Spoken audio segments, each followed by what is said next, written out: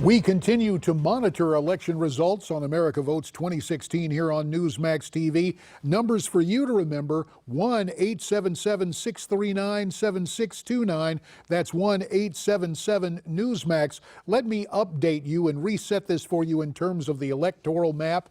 Right now, as it stands, Donald Trump enjoys an electoral advantage, 147 votes for Mr. Trump, 109 votes for Hillary Rodham Clinton in terms of the Electoral College. Mrs. Clinton has been declared the winner in New York, New Mexico, and Connecticut.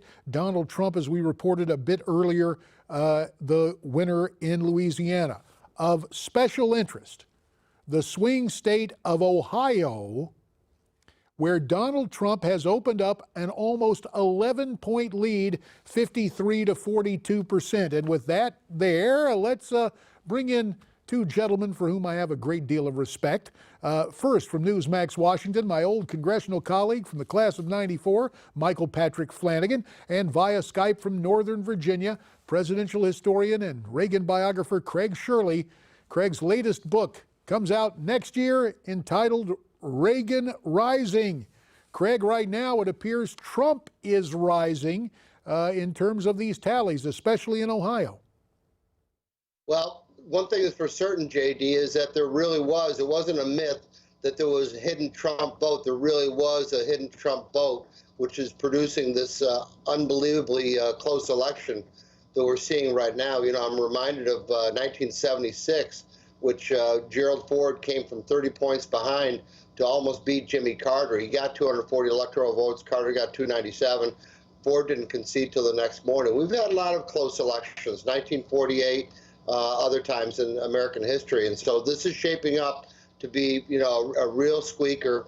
Whoever wins is not going to have a mandate, though, because they're going to be the president of a deeply divided country, just as John Kennedy was in 1961. But they will get to be president. Michael Patrick Flanagan, you have been telling us it is going to be Trump. Has anything surprised you tonight thus far? No, other than New Mexico coming in so quickly. But I haven't seen anything that's really put me off yet. And I think Virginia is surprisingly promising. I had actually put that in the blue column, and it's hanging out there. The whole state of Maine is hanging out as well, which is very interesting. They have an exciting governor there who does a lot of crazy things, and maybe that state's going to deliver. I don't know. Paul LePage, he's a great guy, Paul is. I really appreciate him. He's an interesting fellow. He's somewhat Trump-like. Hey, I tell you what, guys, let's go to the phones at 1-877-Newsmax, 1-877-639-7629, to Waldorf, Maryland. That's where Diane has been waiting patiently. Hiya, Diane. Hi, JD. Great to have you. I am definitely one of the closet Trump supporters here in the state of Maryland, which is heavily, okay, let me get the colors right, Democratic. Is that red or blue? It's blue now. It's kind of interesting. In 1980, they had the colors reversed, as Craig Shirley could tell us. Yeah, it's, well, you know what I used to hear, Diane, they called it the People's Republic of Maryland, but you guys have a pretty good governor now in Brother Hogan up there. How many of your friends, did you guys go around whispered tones, hushed tones, saying, I'm voting for Trump? What about you? But the thing of it is, it really makes it difficult, is that I'm black. Ah. And as a black Republican, holy cow, I was definitely in closet. I mean, my family was split. And you know, we're all Christians. We all love the Lord.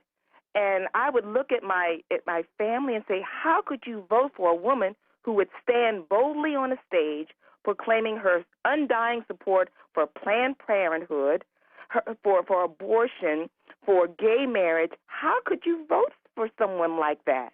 But they couldn't get past the Trump persona. And I kept telling them and begging them and sending them emails, don't look at the person, look at the platform. But unfortunately, my fellow black Americans are always march lockstep to that Democratic drumbeat. You know, Diane, so it's going to be interesting to break down around the country when we take a look at the popular vote nationally, because these numbers can't be done exclusively with Caucasians. To that point, Craig Shirley, I know we don't have those numbers yet, but it would appear that Mr. Trump has to be picking up much more support from the African American community than other Republicans in recent years. If he wins tonight, it's going to reinvent presidential politics. One thing does occur to me, JD, talking about the problems of African Americans, is that, first of all, he's the first Republican in a generation to really talk about those things and campaign in the inner cities. But second of all, if you think about it, when he was in New Hampshire, he talked about drug problems. When he was in Ohio, he talked about industrial and trade problems. He had a national retail message, or a wholesale message, but he also campaigned like a retail politician, which has gotten kind of away from national politics in the last generation or so.